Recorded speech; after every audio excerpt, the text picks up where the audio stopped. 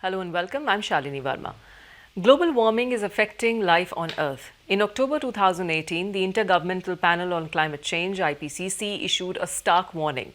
Enact urgent measures to limit global warming within the next 12 years or irrevocably deplete the ecosystems that sustain human life on Earth. By way of remedy, the IPCC recommends that we reduce carbon dioxide and other greenhouse gas emissions to net zero by 2050.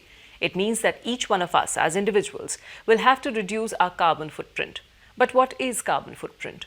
It is the amount of greenhouse gases, primarily carbon dioxide, released into the atmosphere by a particular human activity. These activities could be that of an individual, a family, an organization or community, or even an entire nation.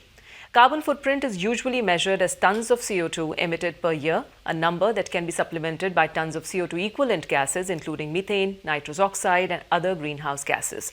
So, what is needed to reduce our personal carbon emissions? Can small but conscious steps like adopting simple lifestyle changes help in combating the ill effects of global warming? We talk about it in the show today, and joining me in the program is Mr. Tarun Gopalakrishnan, Deputy Program Manager, Climate, CSE, Center for Science and Environment. And I'm also joined by Mr. Girish Sethi, Senior Director, Energy Program, TERI, the Energy and Resources Institute. Welcome to the program. Thank you. Let me begin the discussion with you, Tarun. The most important thing would be to understand as to how is carbon footprint calculated.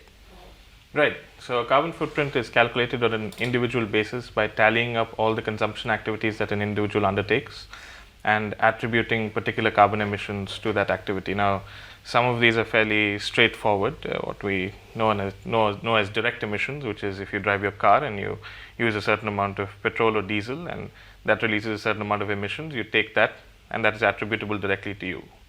Some of these are more indirectly calculated. For example, electricity usage is, we use electricity, but the emissions are generated usually tens to hundreds of kilometers away.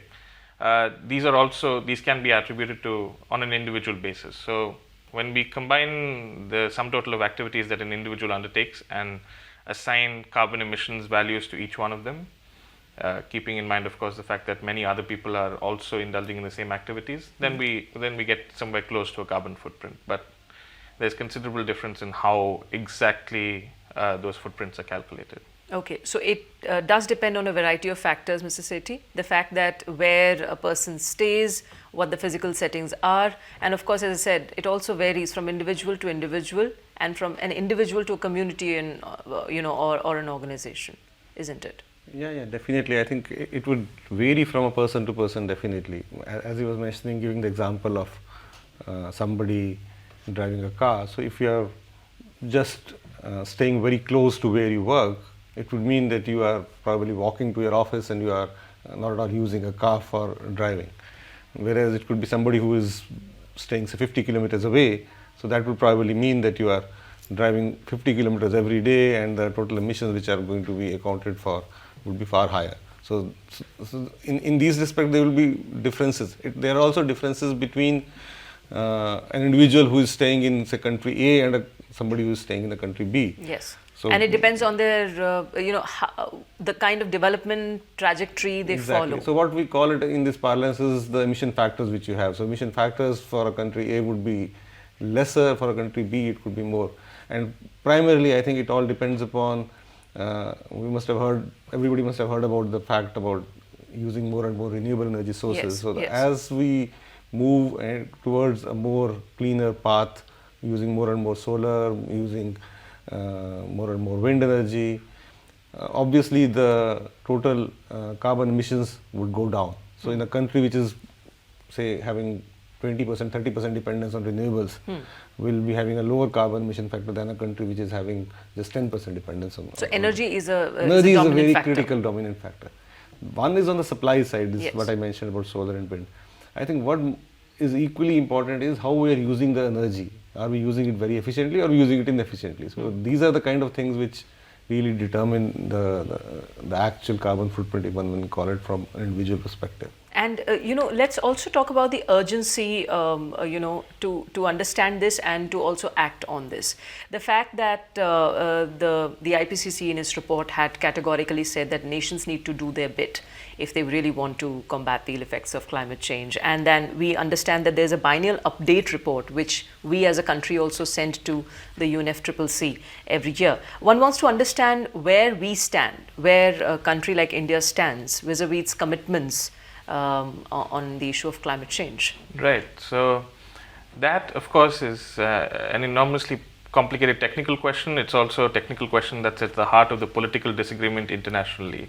What the IPCC has said is that we need to be net carbon neutral or zero by 2050. It's also expanded that to some sort of specific targets for each sector. For example, it said that all coal-fired electricity must be phased out by the year 2050. Now, how you take that recommendation for the globe and then split it up by country, by region, by levels of income, even things like gender, is a very, very complex political question. Now, from the point of view of India, its per capita emissions are significantly lower than, say, for example, the United States, or even more recently developed countries or developing countries like China. So the question of how much India has to do is still an unsettled one. What we do know is that India has submitted a target, a self-determined target, along with the Paris Agreement, which was signed in 2015.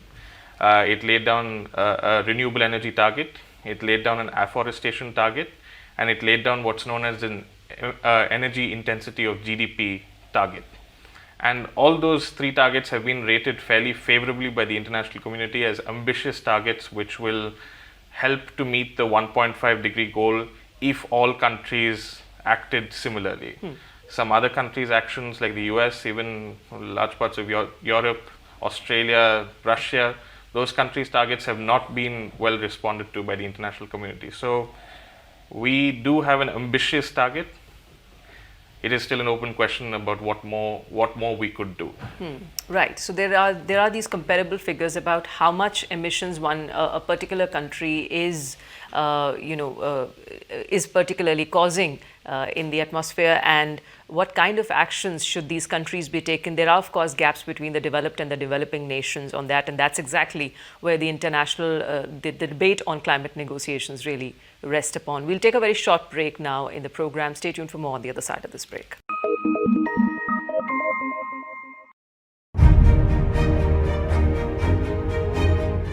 India Science is an internet-based science TV channel initiated by the Department of Science and Technology, Government of India, implemented and managed by Vigyan Prasar. India Science on the URL www.indiascience.in is a bilingual channel with content in Hindi and English. It can be accessed on any internet-enabled device. This video platform is dedicated to science and technology knowledge dissemination with a strong commitment to spreading scientific awareness, especially with Indian perspectives, ethos and cultural context. The India Science mobile app can be downloaded from the Google Play Store and Apple Store.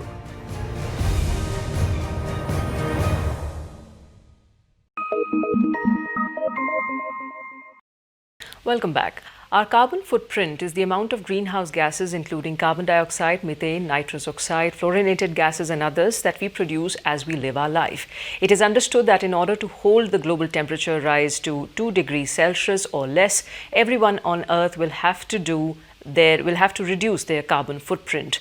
And currently, the average US per capita carbon footprint is over 18 tons, while China's per capita carbon emissions are more than 8 tons. And as we were talking before slipping to the break as to how much India is contributing, which could be somewhere less than 2 tons is what one understands, the per capita emissions. But let's also understand the question that is that how simple lifestyle changes can make those, these, as I said, they are very small steps, how they can help in the long run. If you can please elaborate a bit more on this, how in, let's say, in our homes, in our offices, if we take some environmentally conscious steps, what changes can that lead to? Yeah, I think there are so many small steps which one can take at an individual level. I think we are presently in in the peak summer or in the monsoon season here, if one looks at it, everybody is using air conditioners in their houses. It's very common nowadays, at least in the middle class families, everybody has got an air conditioner. If we are able to set the temperature of our room air conditioner just 1 degree higher than what we normally think, just 1 degree more than, instead of say 23 degrees, I make it 24 degrees. It would actually mean a reduction of at least 6%, just a thumb rule, 6% of reduction in your energy consumption. 6% reduction in energy consumption means that the total emissions which are going to be accounted for, the carbon emissions which are going to be accounted for from that air conditioner which runs for say 7 or 8 hours in a day, we would be reducing correspondingly that CO2 emission. So 1 degree is hardly anything if you really look at it.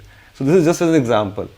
Other smaller things, like just taking the example of air conditioning forward, we tend to not really look at the windows in our rooms, are they properly shut down, closed properly or not. We keep on having a situation where you have a small hole or somewhere in a window. So that would actually mean the compressor is going to run far more. So these are the small things which we can do. Opening and closing of the door so many times in a room, or in a refrigerator, for example, if you keep on opening and closing so many times, you are going to consume more energy. These are those very, very small things which one can do on a regular basis at a household level.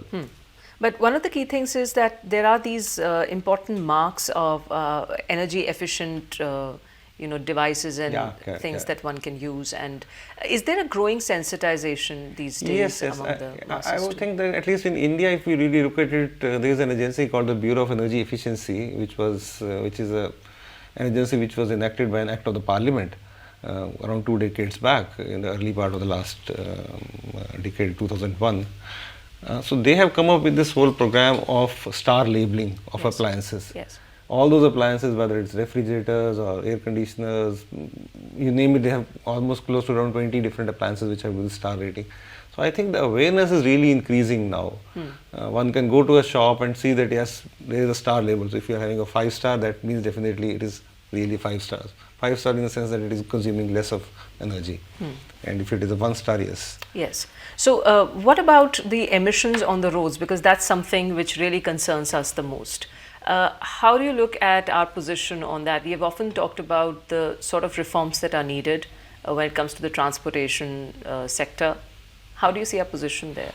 Yeah, that's an interesting juxtaposition to this concept of wasteful personal energy choices, because we often indulge in, for example, if you leave the taps on too long, or you set your air conditioner at a level that it doesn't need to be set at, that's wasteful to you. But this question of purchasing of cars, purchasing of efficient energy appliances, this is a bit more, it's a slightly competitive consumption, which is that if one person takes the action without the whole community taking the action, then there's not enough of an impact on broader emissions, and some people are incurring costs while others aren't. So, for example, the Bureau of Energy Efficiency has been doing very good work in trying to encourage, through government procurement programs and other programs, the widespread use of energy efficient appliances. They had a very successful program. I believe it was for air conditioning. They are trying to expand that into fans. They have a program for electric vehicles and energy efficient vehicles. So there will have to be broader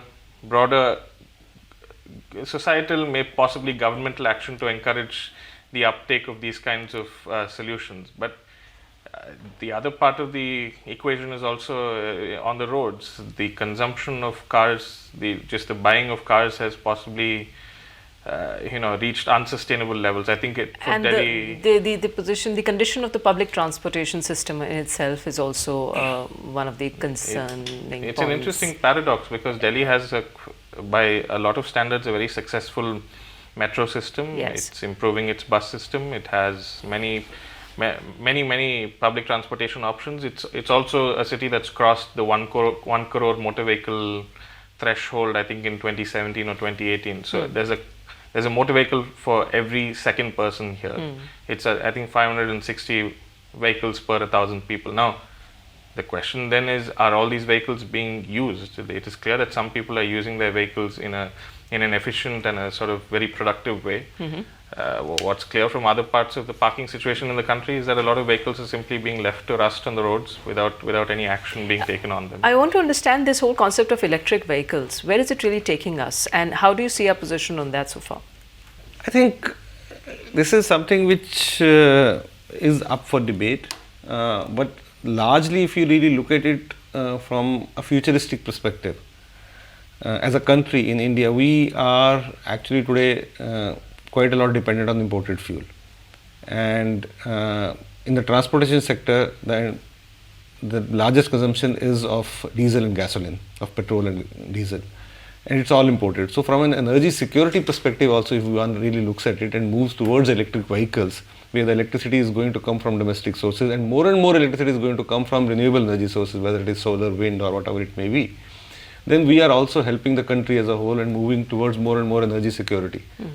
So to me, I would probably feel that yes, if one is able to move towards electric vehicle at a fast pace, it is going to help the economy as a whole. Second is also the question of what comes first. So for electric vehicles, I think the fundamental point is the charging infrastructure. Yes. The technology is there, you need to have the charging infrastructure in place. You can't have a situation where you will go to a place and start waiting for a long time for your vehicle to get to charge your vehicle for that matter.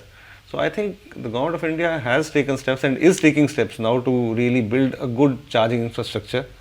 There are policies in place. There is the ministry, the government of India has come up with this policy called FAME, Faster Adoption and Manufacturing of Electric and Hybrid Vehicles. There they are trying to encourage at least the public transport, whether it is the taxis or other commercial mode, to move towards more manufacturing of electric vehicles. Okay. So to me, I think it's a positive step forward. But you know, how do you look at these very these targets that we have set for ourselves, and 2050 is really not that far. And when globally, when we speak of bringing it down to zero carbon or carbon neutrality or carbon neutral, some sort of threshold, Tarun, I'd like to ask you, how do you see us positioned there? Because we compare ourselves to China, of course, our per capita emissions may be lower, but then we need to develop. That's the argument which most of the developing countries have put forth, even at the climate negotiations. How do you see our positions there? Is this more talk and less action, or what? This question of how we fit in within the global sphere takes some strategic thinking, because we're not the major source of the problem historically, but on the other side, we are going to be one of the countries that are most affected by the global temperature increase and by all the increase in frequency of extreme events caused by climate change. So we have an adaptation cost problem. The cost of adaptation for this country is really racking up. Now, then we have to start thinking about, okay, to avoid that adaptation cost, does it make sense to take a very strong foot forward on mitigation? And the answer to that is partly yes, but also that once we take that step forward, we have to find a way for other countries to match our level of ambition. And that is an uncertain thing politically. Our best effort, I think, would be made by taking aggressive action on mitigation, making the hard choices in terms of investing in renewable energy, investing in electric vehicles. These are expensive choices. Nobody needs to be confused about that. Yes. But they are choices that could potentially save ourselves adaptation costs, and if we make those investments, they could then potentially spread to the rest of the world through our investment, which would be able to match our ambition with ambition from around the world and save us further adaptation costs. So these are not things that can be exactly demonstrated by numbers, but it needs a bit of strategic and long-term thinking to put that sort of policy into action. Okay, so the most important thing is to make those hard choices, and those choices are essential, especially for a developing country like India. We'll take a very short break now in the program. Stay tuned for more on the other side of this break.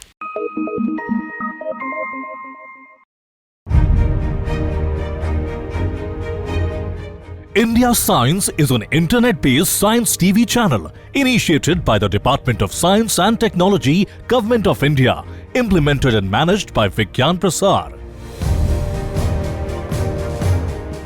India Science on the URL www.indiascience.in is a bilingual channel with content in Hindi and English. It can be accessed on any internet-enabled device. This video platform is dedicated to science and technology knowledge dissemination with a strong commitment to spreading scientific awareness, especially with Indian perspectives, ethos and cultural context. The India Science mobile app can be downloaded from the Google Play Store and Apple Store.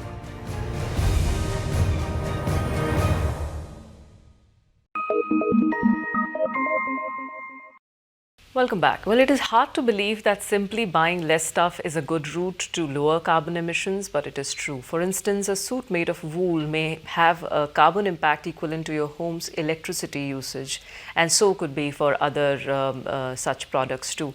But one important thing to remember is that while we are open to the idea of adopting renewables, in our homes and offices, are we really prepared to sacrifice the urge for fast fashion clothing or frequent air travel? Now, these are the potential ideas, Mr. Sethi, that one always comes across, that why can't, that eating less meat is considered as an option to cut your carbon emissions. So is cutting down on air travel, giving up on excessive shopping of clothes, because majority of these clothes really end up at the landfills, and similar ideas. How do you look at these suggestions? And when we speak of making the hard choices at an international level and also at the policy level, can individuals make such choices? Yeah, Possible? I think I'm of the firm belief, yes. See, these are not really hard choices, I would say. This is just a way of looking at it. You gave the example of clothing or air travel. So to travel 250 kilometers or 300 kilometers by a fast train, one can easily do that instead of taking a flight. I'm not against taking a flight, but the point is that if one is looking at reducing the carbon footprint and if we are environmentally conscious, sometimes it is even better to go by train, because going from city center to another city center, you are not even saving time in some cases. So why can't we take a conscious decision that yes, I will, if I am going for a distance of 500 kilometers or less than that, I will actually take a railway. But Tarun, I'd like to understand from you, is this still how do you see this concept? Is this a sort of urban concept? How do you see our position in the rural parts of our country, where this debate is not there at all? The debate is not there. But then the lifestyle used to be different with the penetration of technology. Of course, there are similar risks that you see now in rural India too. How do you see this debate fitting into the entire India, the story of the entire country? I think when we're advocating for an eco-friendly lifestyle or a climate-friendly lifestyle, and we should, I think we need to be quite mindful of the fact that there are many different strata of society in India. The urban-rural divide is real. There are income differences, there are gender differences. To begin with, the kind of solutions that we're talking about are very urban focused, and that is, I think, as it should be, because the intensity of an individual's emissions, the carbon footprint of a person in urban India is significantly higher than that of a person in rural India. And that, combined with the fact that I think a lot more of the footprint in urban areas is attributable to individual choices made by people rather than the choices being made in rural India. For example, when you talk about new technology penetrating to rural India, you, for example, talk about cook stoves. Now, a cook stove is a government program, so there is a more limited amount of individual choice available there than with the decision to purchase a car in urban India. So, yeah, I think when we focus on choices, to start with urban India, to start with high income individuals is a natural way to go. And on that front, I was quite impressed to see, regardless of what your political affiliation is, that there are people willing to give up, for example, an LPG subsidy in this country. Yes. Now, that is an interaction of a personal choice and a policy choice. It's not a policy change per se, but it's a statement of intent, and that's the most important thing. I think we need to really begin with that when it comes to doing the real action here. But energy audit is often something which is often suggested as one of the ways. Should we really be heading in that direction about organizations, offices, homes? Of course, organizations, audit is something which is this first step towards knowing how you are actually consuming your energy, in whether it is in your office or it is in your hotel or is it in your even house. Or I think this concept has really caught on in the large factories, in big companies, where energy is really a significant part of your total cost of production. So energy audit is the first step, but I would say that one has to take the second step also. First step is you do an audit, you find out how your energy is being used, whether it is being used inefficiently, and if it is being used inefficiently, then take the next step on how you can really improve upon that. Okay. So what are the actions which you need to take? So that is the harder step, where you have to sometimes invest into something which might not be really viable, but maybe the payback periods, as we normally say in India, in industries, for example, we say if it is 2 to 3 years, yes, you can do that. Okay. But if it is a payback period of 4 or 5 years, yes, why can't you take that extra step and invest in that technology also, which is ultimately going to benefit. Okay, fine. So I think the most important thing is we should be aware about the choices that we should be making for a very sustainable future, and that's the first step in that direction. Thank you very much, gentlemen, for joining me in this program. Well, adopting an eco-friendly lifestyle may seem to be a little difficult at the beginning, but it will surely help us a long way in reducing our carbon footprint and improving the world around us. After all, it's a minor pain for a big gain. Please don't forget to share your views and suggestions with us. Thanks for watching. Goodbye.